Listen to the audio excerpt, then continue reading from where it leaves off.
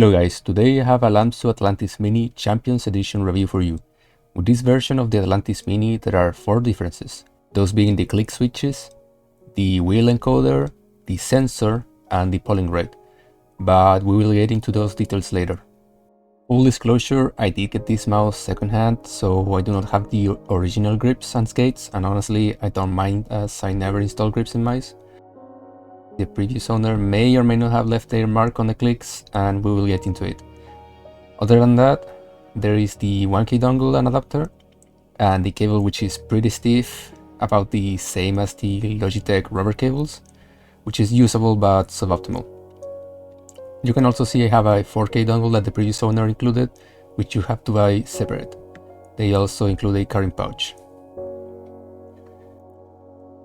The coating is decent. Feels rubbery-ish at first, but it doesn't hold up very well when you start sweating. Occasionally you will find yourself readjusting, but in my case it wasn't too terrible. The only times it was slippery is when my hands were particularly sweaty, but that wasn't the case most of the time. The coating also doesn't attract much fingerprints and grime, but I'm sure the white color has a big visual influence. One of the differences between this edition and the other Atlantis Mini versions is that this mouse has optical Omron switches, a custom version according to Lamzu. And they do feel pretty good for optical switches. They are pretty close to the optical switches that Pulsar uses. And I had a Pulsar X2H Mini, and the only difference is that the Pulsar switch is a tiny bit stiffer and somewhat louder. But they're both spammable and feel good enough. However, they won't feel as good as a KL GM 8.0 switch, which is the best switch I tried so far. And I also have a Cooler Master MM712 here, which also has optical switches, but these don't feel anywhere near as good as the other two. As these are older optical switches, well, older budget optical switches. Now, do you recall that I mentioned something about the previous owner possibly leaving their mark on the clicks? This mouse has something weird on the left click, which is that the plastic shell is a little bit loose. I don't know if this mouse is prone to developing this issue or if the previous owner had the Gorilla Grip or both, and the right click doesn't have that issue, which is the shell has a small distance to travel before it actually hits the switch. I will give this mouse the benefit of the doubt and blame the previous owner for clicking like an orangutan, so if you also have the monkey grip you might want to be careful, and not just with this mouse. I've also seen my brother mess up other mice with his gorilla clicking. In terms of pre-travel, there is very little and the post-travel is average, but the post-travel is pretty stiff, so it doesn't feel bad at all.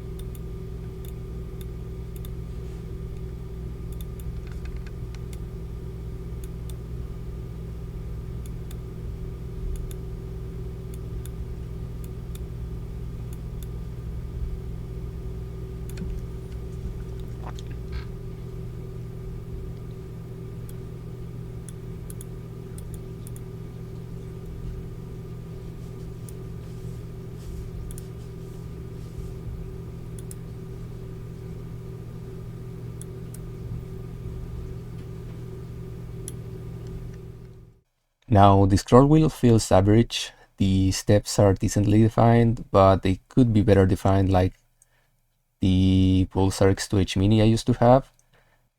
And the wheel is not too loud and the scroll click is good. I have no complaints here. And this Champion edition has a custom encoder according to Lamzu, and I couldn't find any more info than that, where all the other versions have a TTC silver encoder.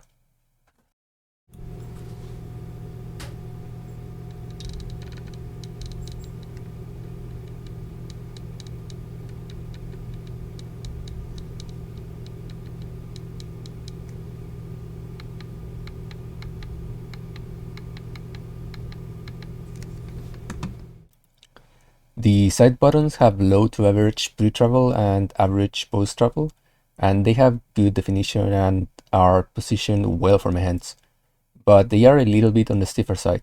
So if you have issues with accidental side button presses, something like this could work for you.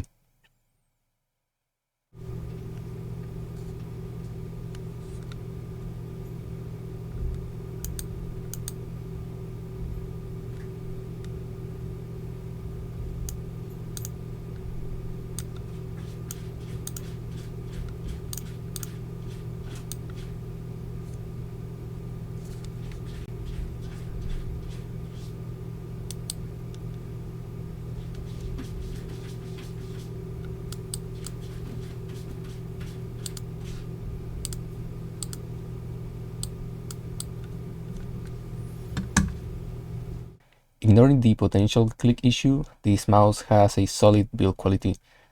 Absolutely zero creaking and flexing anywhere. Even the bottom is pretty solid. And I won't be talking about the skates today, as the previous owner had Obsidian Airs installed, which I swapped for Obsidian Pro Airs, and I might do a review soon of those.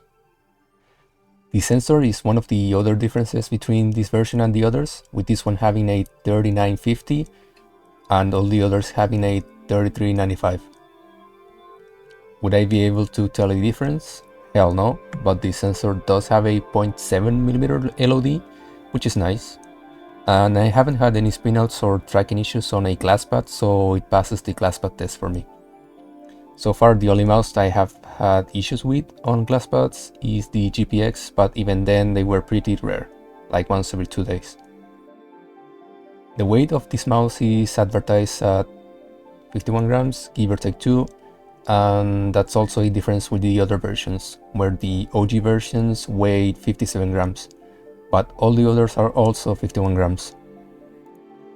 And on my scale it comes in at 50 grams.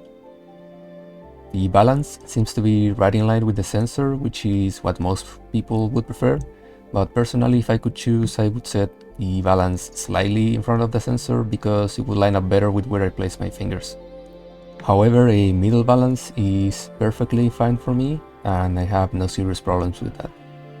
As for the shape, it's a good fit for my claw grip and I have unfortunately just one mouse to compare it to, the Cooler Master MM712, which admittedly isn't very similar to the Atlantis Mini, but it helps to paint a picture in which direction I prefer and which direction you would prefer.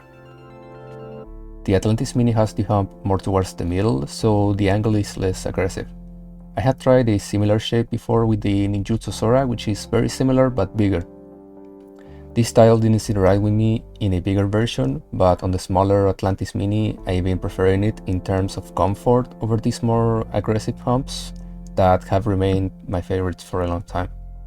And I think it's because the more subtle angle ends up feeling more natural and the peak of the hump is not as tall as the bigger Ninjutsu Sora, which ended up bothering me. It's also something that ended up bothering me with the X2H Mini, where the peak of the hump is slightly too tall for the angle of my hand, which wasn't the case with the MM712, where the hump doesn't feel as tall. But as good as this hump is on the MM712, it has a important drawback, which is that the right click ends up sandwiching my ring finger with the rest of the shell. Absolutely baffling design decision from Cooler Master right there. But in terms of in-game performance, while the Atlantis Mini is extremely comfortable, it also limits my freedom of movement since the back of the mouse is pretty wide. That makes it so micro adjustments aren't as easy with the way I grip the mouse, but of course that's just my grip. I probably could adjust long term, but honestly if I had something thinner overall within reach, I would prefer to pick that to aim better.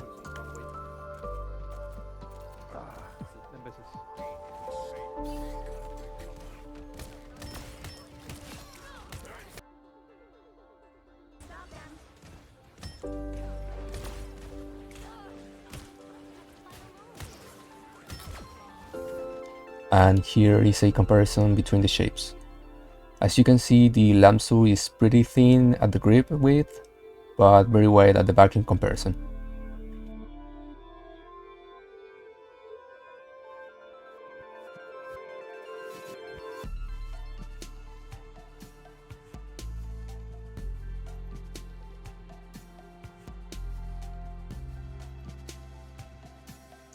As for the battery, I wasn't able to find an exact size on the website, but Amazon says it has 70 hours of battery life, which would be possible if my usage was on the lower side, competitive mode disabled, and set at 1000 Hz. On 4K at 1600 dpi, it lasts about 3 or 4 days with moderate use, so not bad at all. This mouse has two software types, one being the classic software that you install and the other being web-based. And this right here is the installable software called Crystal Wireless. Here you have your button assignments and the bounce time. Here you have your DPI stages and you can add or remove some. And the DPI steps are in increments of 50. Your polling rate, which needs the extra dongle to be able to reach 4K. By default it's 1K. And you have your LOD settings, the peak performance, which I think is competitive mode, then angle snapping and motion sync settings, and then ripple control. And this setting is similar to angle snapping, but it's meant for high DPI. And here you have your macro settings, and here you have some extra options. And in this long distance mode, I think it increases the strength of the dongle. And this is the web-based software that you can either download or just use in a browser. It's called Aurora. Here you have your macro settings, profiles, button assignments. You can turn off or on motion sync. You have competition mode. You can adjust the bounce time. You can do some dongle pairing, factory reset. You can change your DPI steps, also in increments of 50. Your polling rate, your LOD settings. The 0.7mm is pretty nice, and I much prefer this one because you have everything right there. You don't have to go to any extra screens or menus. Now, one weird issue that I encountered was that if you have the mouse set at 40 Hz and then you unplug the dongle and plug in the mouse on the cable, it will be set at 1000 Hz, which is normal when wired on this model. But if you plug in the dongle again, sometimes it would stay at 1000 Hz. So each time you charge the mouse, you will have to check and maybe set the polling rate to 2K or 4K manually. As for connectivity, this mouse has up to 8K in wireless mode besides the standard wired, so no Bluetooth. And I've been experimenting with higher polling rates, and some people say they can't notice a difference, but I certainly can, mostly between 1 and 4K. It's not a night and day difference, but it's there, at least on a 540 Hz monitor.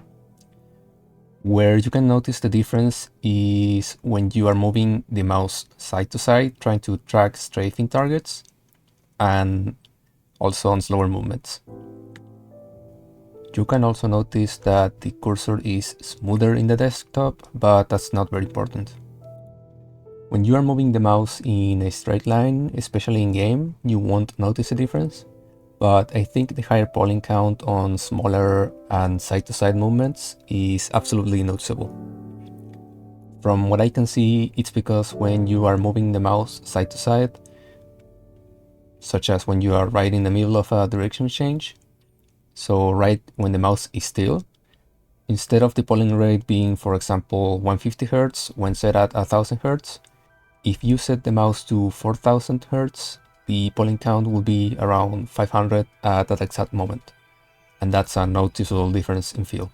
The same when you are moving the mouse slowly. But in theory, if you had a mouse that was only up to 1000 Hz, but wouldn't go to a much lower polling count when moving slowly, it will feel just as responsive as a mouse with 4K polling rate in these situations. But for the sake of battery life, it's something I don't think we will see. Plus 4K would still sell better than a highly responsive 1K Hz mouse, even if the low speed polling would be the same. But who knows, maybe there are already mice that do that and I'm just not aware of it. In conclusion, this is a really solid option if you like to claw grip like me. Great build quality, great shape, even though I didn't reach my highest aiming potential, and it has great internals.